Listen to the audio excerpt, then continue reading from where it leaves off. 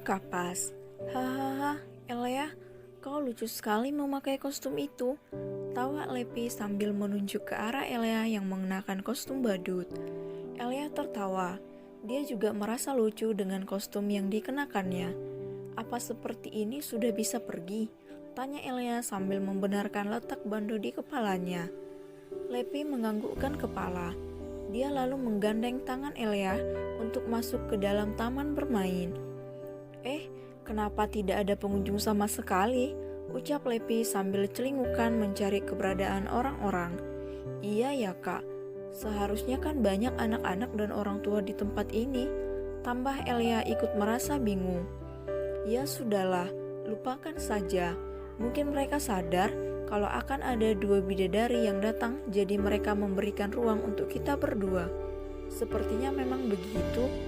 Lepi akhirnya memutuskan untuk berjalan-jalan terlebih dahulu tanpa melepaskan pegangannya di tangan Elia. Mereka kini menuju pada komedi putar yang terlihat begitu sepi. Hanya ada seorang pria yang sedang berdiri menjaga permainan lucu itu. Selamat datang nona-nona. Iya, sahut Elia sambil menatap lekat ke arah permainan yang ada di depannya. Pak, kenapa tempat ini sepi sekali? Apa pemiliknya sudah bangkrut? Tanya Lepi penasaran. Tidak non, hari ini ada seseorang yang menyewa tempat ini sehari semalam penuh. Itulah kenapa tidak ada pengunjung yang diperbolehkan masuk kemari. Kening Lepi mengerut. Perasaannya menjadi tidak enak. Kalau boleh tahu, siapa nama orang yang menyewa tempat ini? Kalau tidak salah, namanya Nona Elia. Ya benar, Nona Elia adalah orang yang telah membooking tempat ini. Mata Elia terbelalak lebar begitu dia mendengar namanya disebut.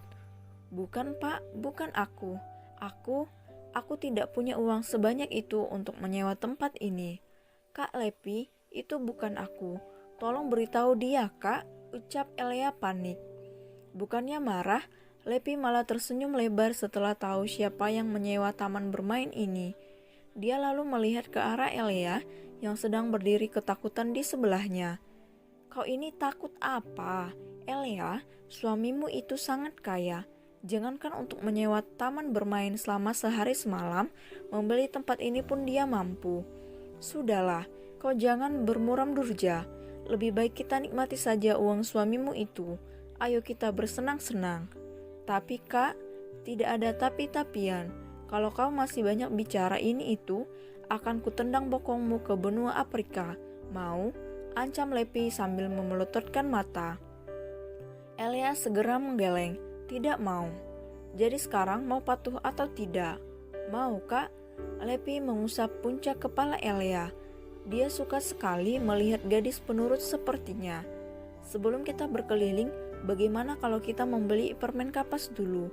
Tidak pas rasanya kalau kita belum membeli jajanan itu. Aku ikut apa kata Kak Lepi saja. Kan Kak Lepi yang punya uang. Tangan Lepi bergerak mengipasi wajahnya saat dia mulai kesal mendengar ucapan Elia. Dia heran sekali kenapa Elia bisa begitu bodohnya.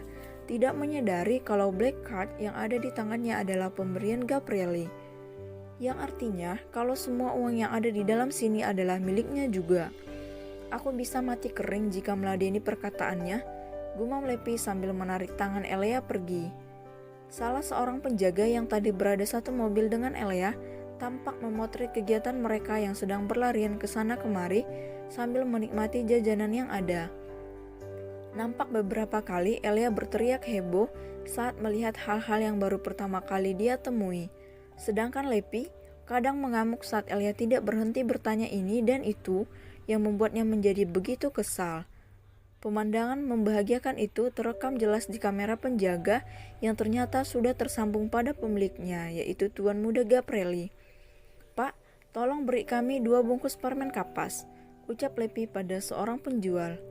Baik nona, jawab si penjual, ini gula kapasnya nona.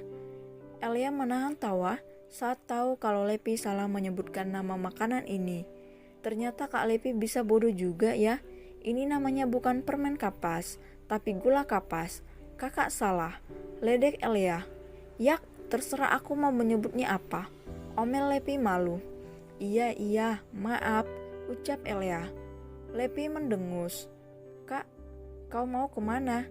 Bayar dulu gula kapas ini, teriak Elia saat Lepi sudah berjalan pergi meninggalkannya.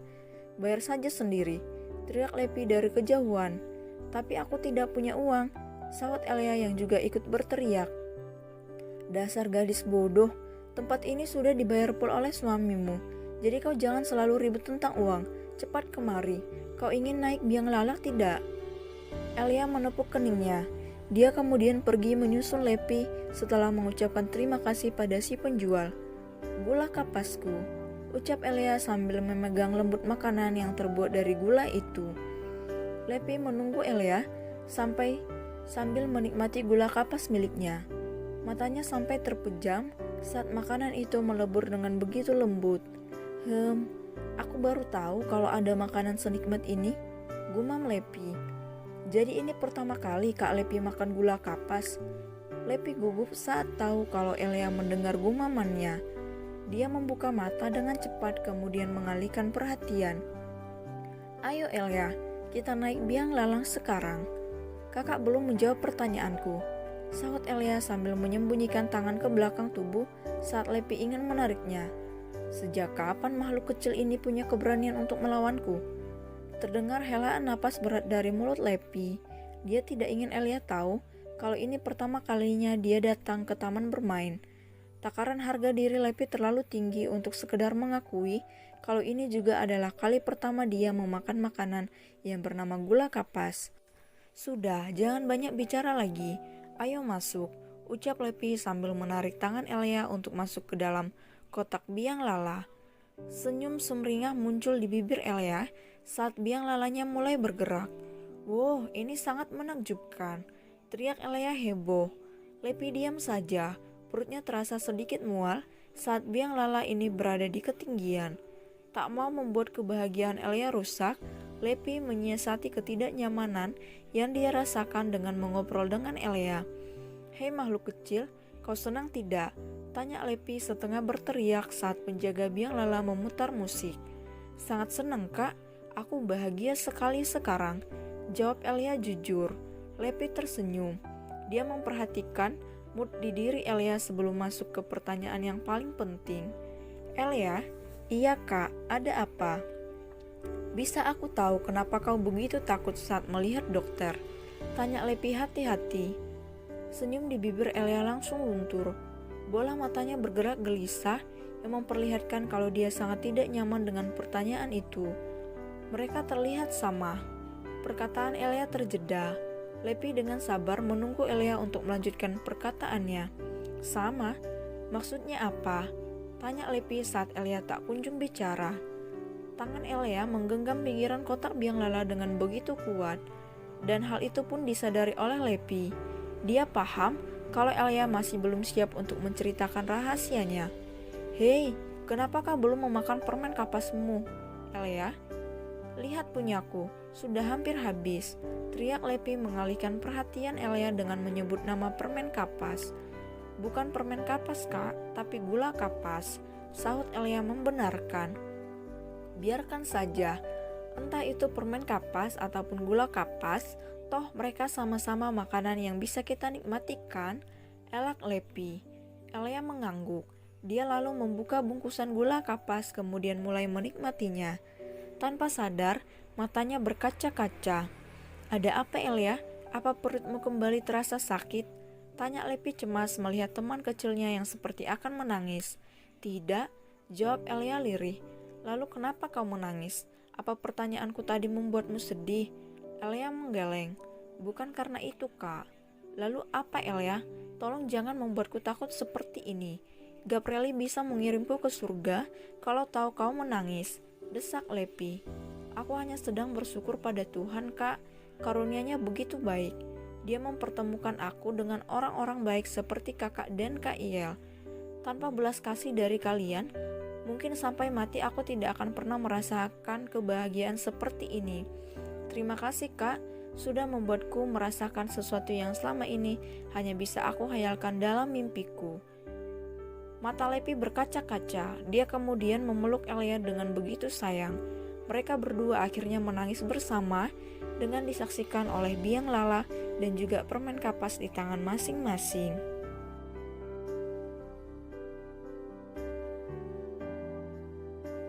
Mimpi buruk. Maaf Tuan Brian, Nyonya Sandra tidak bisa bertahan lagi.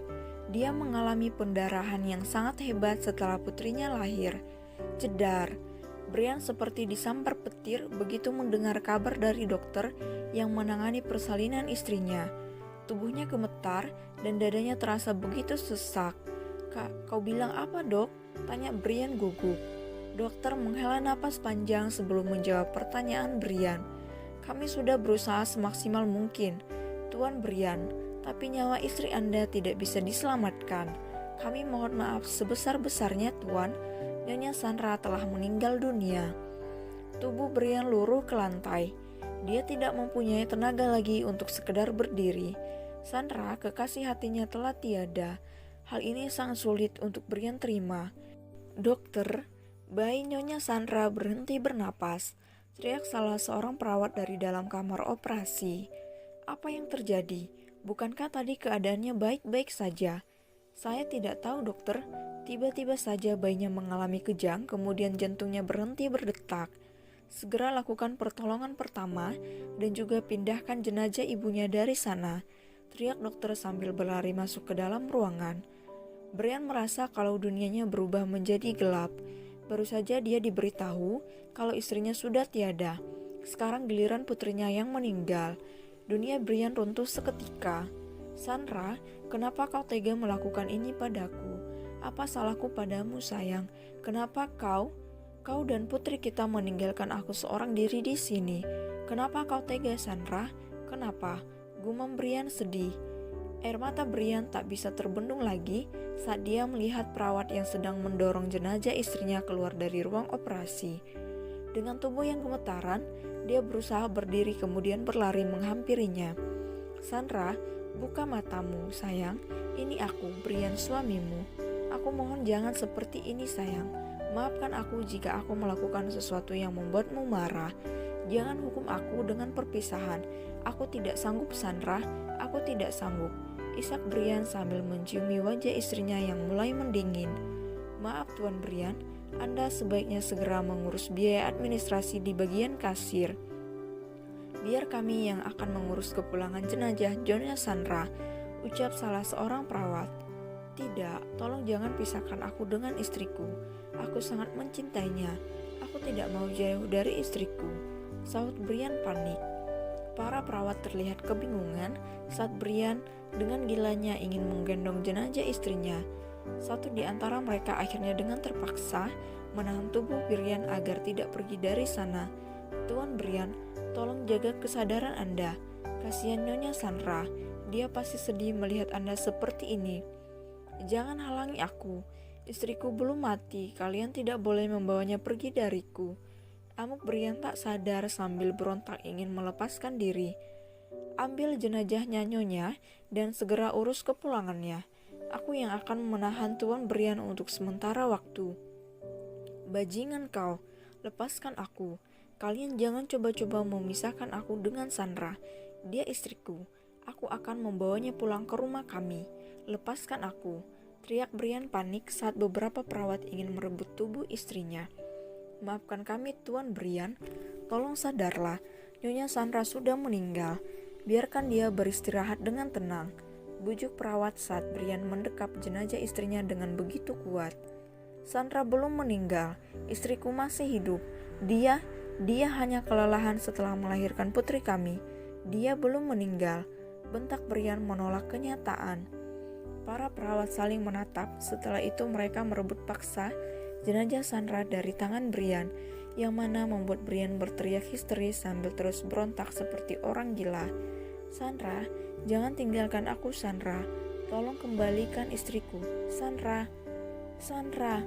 Patricia yang saat itu sedang berusaha membangunkan ayahnya, terlonjak kaget saat ayahnya tiba-tiba berteriak dengan sangat kencang. Dia dengan sigap mengambilkan segelas air lalu memberikan pada ayahnya yang sedang terengah-engah. "Ayah minum dulu, pelan-pelan," ucap Patricia pelan. Brian menerima gelas tersebut, kemudian meneguk isinya hingga tak bersisa. Wajahnya nampak basah oleh keringat yang masih mengucur deras. Brian baru saja memimpikan hal terburuk yang pernah terjadi di dalam hidupnya belasan tahun lalu. Sandra, satu nama yang telah membuatnya tersiksa selama ini. Istri yang sangat dicintainya itu pergi meninggalkannya tepat setelah putri mereka lahir. Bahkan putrinya pun ikut pergi bersama dengannya ke surga. Ayah baik-baik saja? Tanya Patricia khawatir. Kenapa kau bisa ada di ruanganku? Patricia mengepalkan tangan mendengar pertanyaan dingin dari ayahnya. Sorot matanya nampak memperlihatkan sebuah kesedihan yang mendalam. Maaf ayah, aku hanya ingin mengingatkan kalau ayah memiliki janji temu dengan Tuan Muda Gaprelli. Sekalian ingin meminta tanda tangan ayah di berkas-berkas ini. Jawab Patricia lembut sambil meletakkan beberapa tumpukan berkas pekerjaan di meja ayahnya. Brian menarik napas dalam-dalam. Dia duduk menyender sambil menyeka keringat di wajahnya. Jam berapa sekarang? Patricia segera melihat jam di tangannya. Pukul 2:30 sore ayah. Apa sekretaris Gaprelli sudah menelpon? Tanya Brian lagi. Sudah, mereka sedang dalam perjalanan menuju restoran. Jawab Patricia. Mata Brian terpejam. Rasanya dia malas sekali untuk menghadiri pertemuan itu. Patricia? Ya ayah, ada apa? Tanya Patricia. Kau saja yang menghadiri pertemuan itu. Aku ingin pergi ke suatu tempat. Jawab Brian dingin. Patricia terdiam. Dia bimbang antara ingin mengiyakan atau menolak perintah ayahnya. Kenapa tidak menjawab? Tidak mau? Tidak ayah, bukan seperti itu. Hanya saja, bukankah dari awal kerjasama ini ayahlah yang bertanggung jawab? Apa tidak akan terjadi apa-apa jika aku yang datang menemui Tuan Muda Gaprelli? Tanya Patricia ragu. Giliran Brian yang terdiam.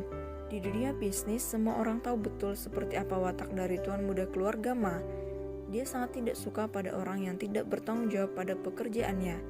Tapi Brian benar-benar sedang tidak ingin menemui siapapun. Dia sekarang hanya ingin pergi ke makam istrinya untuk melepas rindu setelah mengalami mimpi buruk.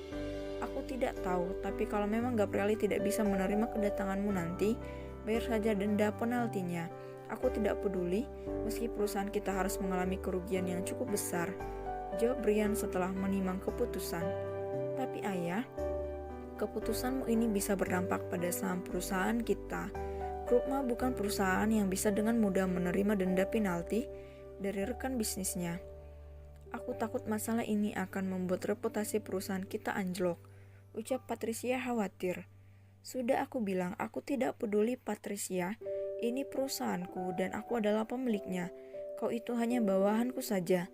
Jadi jangan bersikap seolah-olah kau adalah penerus perusahaan ini. Sentak Brian kesal. Air mata Patricia hampir menetes saat ayahnya bicara dengan begitu kasar. Dia hanya bisa menunduk sambil menguatkan hati dan perasaannya. Ayah, sampai kapan kau akan terus bersikap dingin padaku? Aku tahu aku bukan anak kandungmu, tapi bisakah kau berhenti menyakiti perasaanku? Sadar kalau kata-katanya tadi telah melukai perasaan putrinya, akhirnya Brian sedikit melunak. Dia sedikit tidak tega melihat putrinya angkatnya bicara. Maafkan aku Patricia, aku sedang dalam suasana hati yang sangat buruk sekarang. Patricia segera mengangkat wajahnya begitu dia mendengar permintaan maaf dari ayahnya. Hatinya yang sedang bersedih langsung berubah bahagia. Aku yang seharusnya minta maaf karena sudah membuat ayah marah. Aku hanya tidak ingin ayah mengalami kesulitan, itu saja, ucap Patricia sembari tersenyum manis. Aku tahu, tapi untuk sekarang, tolong tangani pekerjaan ini, apapun hasilnya nanti, aku tidak akan menyalahkanmu. Timpal Brian. Kalau memang itu yang ayah inginkan, aku tidak akan menolak lagi. Pekerjaan ini aku yang akan mengambil alih selagi ayah belum merasa tenang. Sahut Patricia senang. Brian mengangguk. Kalau begitu, kau pergilah temui Gaprelli. Katakan padanya aku meminta maaf karena tidak bisa hadir. Baik ayah. Berkas untuk meeting ada di meja sekretaris. Minta saja padanya. Ucap Brian. Patricia mengangguk. Kalau begitu, aku permisi ayah. Pamit Patricia kemudian berjalan keluar dari ruangan ayahnya. Brian diam memandang ke arah pintu. Dia lalu menghela napas. Kau sebenarnya adalah gadis yang baik Patricia, tapi maaf, Aku tidak bisa mengakuimu karena di hatiku selamanya hanya akan ada Sandra dan putri kecil kami.